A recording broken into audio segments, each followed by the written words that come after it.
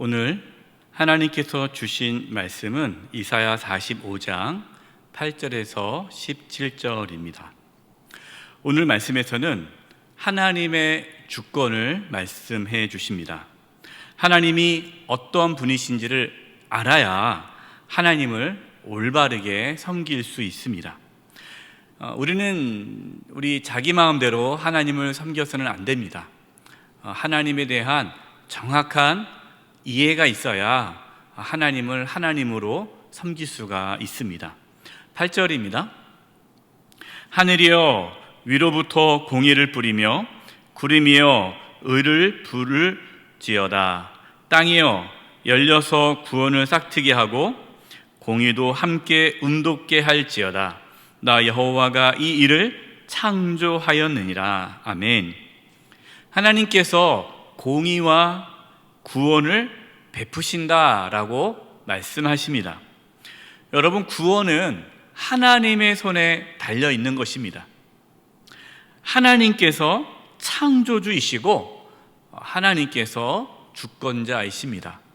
그렇기 때문에 우리는 하나님에 대해서 원망하거나 불평할 수가 없는 것이죠. 그래서 9절 말씀이 이렇게 말씀합니다.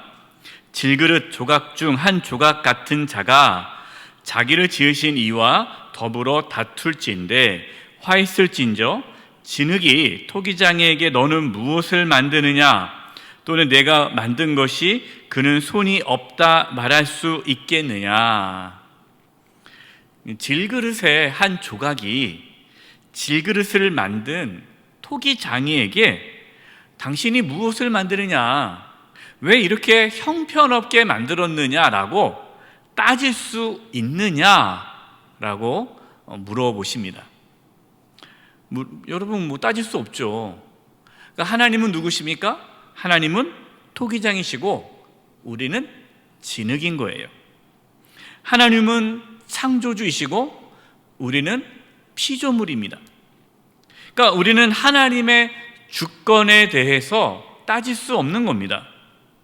하나님 어떻게 나한테 이럴 수 있습니까? 왜 이런 일이 일어납니까? 라고 우리는 하나님께 따질 수가 없는 거예요. 자신이 이해가 되지 않는다고 해서 하나님을 원망하거나 따진다면 마치 진흙이 토기장이에게 뭐라고 말하는 거와 같다라는 것이죠. 여러분, 우리 모습 속에 이러한 모습은 없습니까? 마치 자신이 모든 것을 다 아는 것처럼 말하고 행동하지는 않습니까? 하나님조차도 자기 마음대로 막 하려고 하지는 않습니까? 여러분, 우리는 하나님을 두려워해야 합니다. 하나님의 주권을 인정하고 하나님의 말씀에 온전히 순종해야 합니다. 여러분, 그것이 참된 신앙의 모습이에요.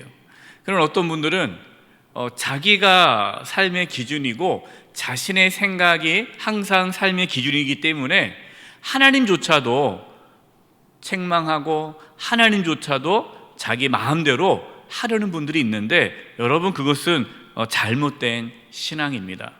우리가 때로 이해하지 못해도, 때로 알 수는 없지만 하나님의 선하심을 믿고 나아가는 것, 여러분, 그것이 참된 신앙입니다. 10절입니다. 아버지에게는 무엇을 낳았어 하고 묻고 어머니에게는 무엇을 낳으려고 해산의 수고를 하였어 하고 묻는 자는 화 있을진저. 그러니까 부모에게 왜 나를 이렇게 낳습니까? 따지는 자녀가 있으면 그 자녀에게 화가 있다라는 거죠. 자녀는 자신을 낳아준 부모에게 감사하며 공경해야 되지 않겠습니까? 이처럼 우리는 하나님께 감사하며 하나님을 공경해야 한다는 거예요. 하나님만을 온전히 섬겨야 함을 말씀하십니다. 11절 말씀입니다. 이스라엘의 거룩하신 이 곧 이스라엘을 지으신 여호와께서 이같이 이르시되 너희가 장래의 일을 내게 물으며 또 내 아들과 내 손으로 한 일에 관하여 내게 명령하려느냐. 하나님께서 이스라엘을 지으시고 또 이스라엘을 시키시겠다라고 말씀하시는데 그것 가지고 너희들이 따질 수 있겠느냐? 따질 수 없다라는 거죠. 하나님의 주권에 대해서 그 누구도 말할 수 없다. 하나님께서 하시겠다는데 너희들이 뭐라고 거기에 대해서 말할 수 있겠느냐라는 것이죠. 13절입니다. 내가 공의로 그를 일으킨지라 그의 모든 길을 곧게 하리니 그가 나의 성읍을 건축할 것이며 사로잡힌 내 백성을 값이나 갚음이 없이 놓으리라. 만군의 여호와의 말이니라 하셨느니라. 아멘. 여기서요, 하나님께서 공의로 일으킨 자, 그 자가 누굽니까? 페르시아의 고레스 왕입니다. 그러니까 하나님께서 고레스 왕을 통하여서 예루살렘을 재건할 것을 말씀하고 계십니다.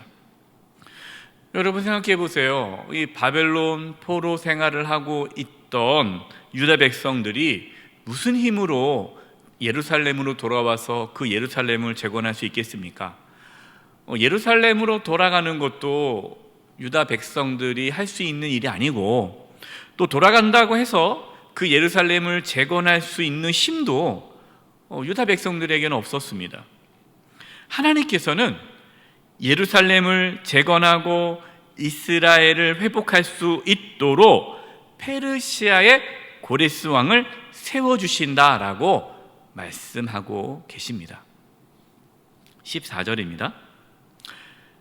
여호와께서 이같이 말씀하시되 애굽의 소득과 구스가 무역한 것과 스바의 장대한 남자들이 내게로 건너와서 내게 속할 것이요 그들이 너를 따를 것이라. 사슬에 매어 건너와서 내게 굴복하고 간구하기를 하나님이 과연 내게 계시고 그 외에는 다른 하나님이 없다 하리라 하시니라. 아멘. 네, 하나님께서 예루살렘을 회복하기 위해서 여러 나라를 사용하신다라는 말씀입니다. 하나님께서 이 페르시아, 이 제국을 세워주셔서 주변에 있는 모든 나라들이 그 페르시아의 지배를, 다스림을 받게 된다라는 것이죠. 그 이유가 무엇입니까? 하나님의 뜻을 이루기 위해 하나님께서 그렇게 하신다라는 겁니다. 그러니까 페르시아 제국을 통해서 하나님의 뜻인 예루살렘을 재건하는데 하나님께서 일하신다라는 것이죠.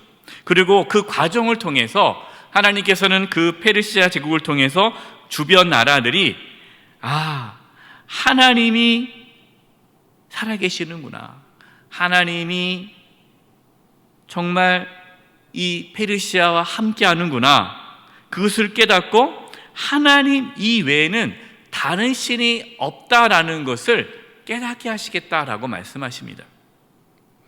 여러분, 하나님께서는요 스스로 하나님의 영광을 나타내십니다. 하나님께서 저와 여러분을 구원해 주심으로 하나님의 살아계심을 나타내 주십니다. 하나님께서는 우리와 함께 하심으로 주변 사람들이 하나님이 살아계시는구나 라는 것을 깨닫게 하십니다. 여러분, 이것이 우리가 하나님을 믿는 믿음의 삶의 모습입니다. 저와 여러분의 삶을 통해 하나님이 드러날 수 있기를 바랍니다. 하나님께서 그렇게 하실 것입니다. 여러분, 그것이 하나님의 영광을 위해 살아가는 삶입니다. 15절입니다. 구원자 이스라엘의 하나님이여 진실로 주는 스스로 숨어 계시는 하나님이시니이다. 하나님께서 스스로 숨어 계신다라고 말씀하시는데요, 이 뜻은 하나님이 숨어 계신다라는 것은 하나님 마치 이렇게 살아계시지 않는 것처럼 느껴질 때가 있다라는 것이죠.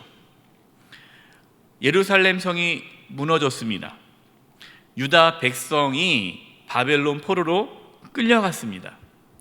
주변 나라 사람들은 그렇게 생각했을 거예요. 아, 이제 끝났다. 유다 백성이 섬기는 하나님은 능력이 없으시고 숨어 계신다. 그렇게 생각했을 거예요. 왜냐하면 당시 사람들은 자신들이 섬기는 신이 자기들을 지켜준다 생각했거든요. 근데 지금 유다가 예루살렘 멸망하고 유다가 포로로 끌려갔다라는 것은 그들이 섬겼던 신인 하나님이 이제는 숨어졌다, 사라지셨다, 이러한 생각을 가졌다는 거죠. 유다 백성들이 하나님의 구원을 부르짖지 않았습니까? 하나님의 구원을 부르짖었지만 하나님께서는 유다 백성의 기도를 들어주지 않으셨습니다. 마치 하나님께서 숨어 계신다라는 생각을 가졌을 것입니다. 그러나 하나님께서는 숨어 계신 것이 아니시죠. 하나님께서는 구원의 역사를 이루어 가셨습니다. 하나님을 떠난 유다 백성들을 다시금 회개케 하고 하나님의 백성으로 온전하게 하기 위해 바벨론 포로로 끌려가게 하신 것이 하나님이시라는 거죠. 하나님은 숨어 계시지 않으시고 하나님의 구원을 이루어 가십니다. 여러분, 우리가 살아가면서요, 때로 하나님이 숨어 계신다라는 생각이 들 때가 있습니다. 아무리 기도해도 응답이 없는 것 같고, 또 내 삶에 여러 가지 환난과 고난이 찾아올 때에 하나님이 나를 잊으셨나? 하나님이 왜 숨으셨을까? 하나님이 안 계신 것은 아닌가? 라는 이러한 신앙의 회의가 들 때가 있습니다. 여러분, 그때 하나님의 주권을 인정하시기 바랍니다. 하나님의 구원을 구하시기 바랍니다. 하나님은 살아계십니다. 하나님이 숨어 계시는 것 같은 느낌이 든다 할지라도 하나님의 살아계심을 믿음으로 고백하시고 어떠한 상황에서도 하나님의 선하심을 붙잡고 나아가시기 바랍니다. 16절과 17절입니다. 우상을 만드는 자는 부끄러움을 당하며 욕을 받아다 함께 수욕 중에 들어갈 것이로되 이스라엘은 여호와께 구원을 받아 영원한 구원을 얻으리니 너희가 영원히 부끄러움을 당하거나 욕을 받지 아니하리로다. 아멘.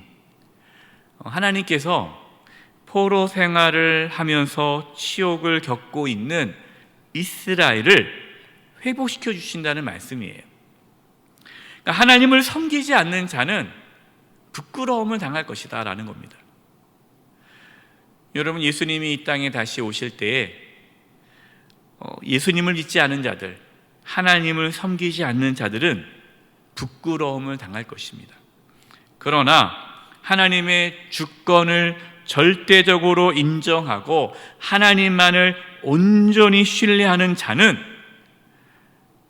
부끄러움을 당하지 아니하고 하나님의 구원을 경험하게 될 것입니다. 사랑하는 성도 여러분, 우리의 삶에 환난과 고난과 역경이 찾아온다 할지라도 살아계신 하나님,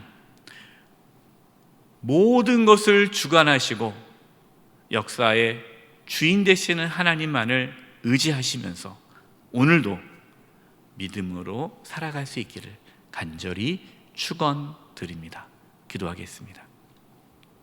하나님, 저희들에게 믿음을 부어주셔서 어떠한 상황에서도 낙심하지 않게 해주시고 살아계신 하나님을 바라보며 하나님의 선하심을 믿으며 하나님의 구원을 구하게 하여 주시옵소서.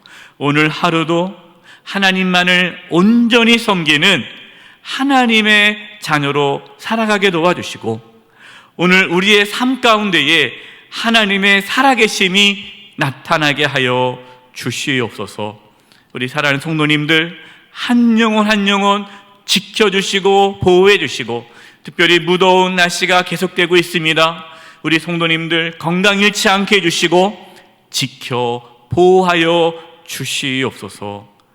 예수님의 이름으로 기도드립니다. 아멘.